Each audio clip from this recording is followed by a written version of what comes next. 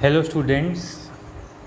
आज हम लोग इस वीडियो के ज़रिए डिस्कस करने वाले हैं शॉर्ट आंसर क्वेश्चंस और questions from chapter number 2 of geography. First question from question number 4 short answer questions का पहला क्वेश्चन है, what is meant by sial and sima. तो इसका आंसर आपको सेकेंड पेज पे, चैप्टर के सेकेंड पेज पे मिल जाएगा, जहाँ पे बताया जाता है आपको कि अर्थ क्रस्ट क्या है। So on this section you can find the answer.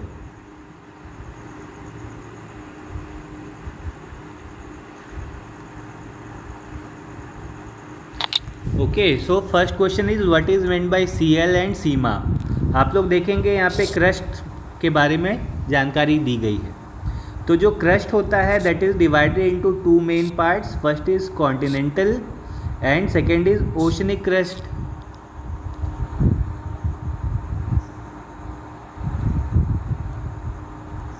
Okay, so आपको ये दोनों लिखने हैं। कैसे लिखेंगे? What is meant by sial and sima. तो आप लोग आंसर करिएगा, the crust of earth has two main parts. First part is continental crust and oceanic, and second part is oceanic crust. The continental crust has an average thickness of about 35 kilometer to 70 kilometer. This continental crust is also known as CL because of elements silicon and aluminum which are found abundantly in this crust or in this part. The second part of earth crust is also known as oceanic crust, which is also SEMA. It is derived from two first letters of the abundant silicon and magnesium elements. So this will be the answer for question number 1. The answer for second question is, which rocks are called primary rocks and why?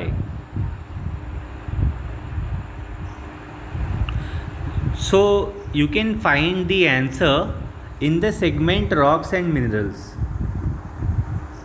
Okay students, so in this section you will see that there are basically three types of rocks: igneous rock, sedimentary rocks and metamorphic rock, right?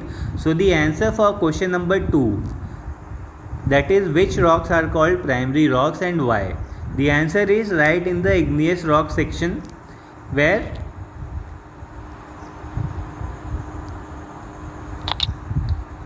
it is read as igneous rocks are also known as primary rocks because they are believed to be the first rocks formed on earth.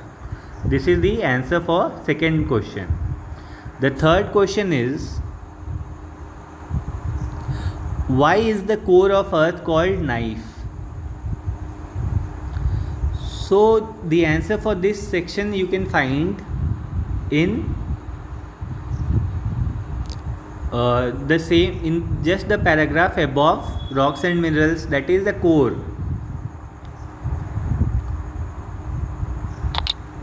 Okay, you can see as in core, below the mantle at the depth of about 2900 kilometer there is a layer called core.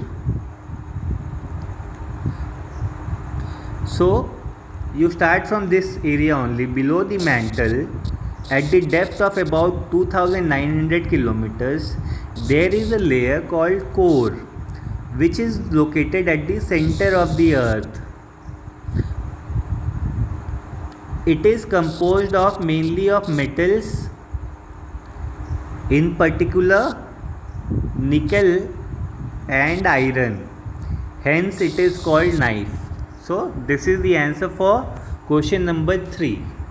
Now coming back to question number 4, name the 3 layers of the earth.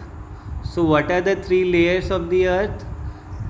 You just have to write down the names, and the name is given in the previous page. See, accordingly, the earth has been divided into three main layers: the crust, mantle, and core. So, this is the answer for question number 4. Coming to question number 5. Name the two most common minerals found in rocks. So, what are the minerals that are found in rocks? In general, there are thousands of minerals that can be found in a rock, but mostly minerals of silica group are found in abundance. Okay, so the answer for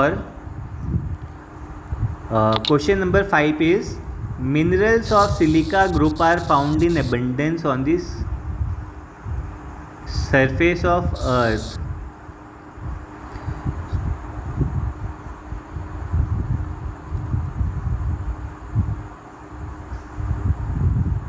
Okay, so silica group minerals are generally found, and then